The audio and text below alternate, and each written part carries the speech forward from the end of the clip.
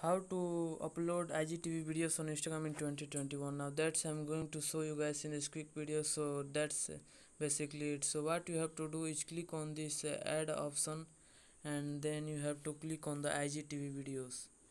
Then here is the all option that you want to show.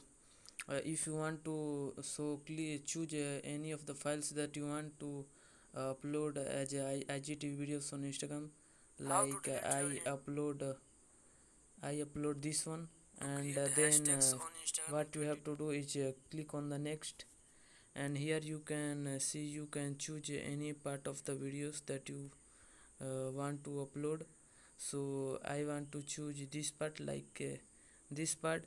So and then you can click next, and here you can see you can also add a title or description to this file, and you can also post a preview, and then you can edit preview, and you can also edit the profile cover, and you can also share it, make visual on the Facebook by clicking on this button.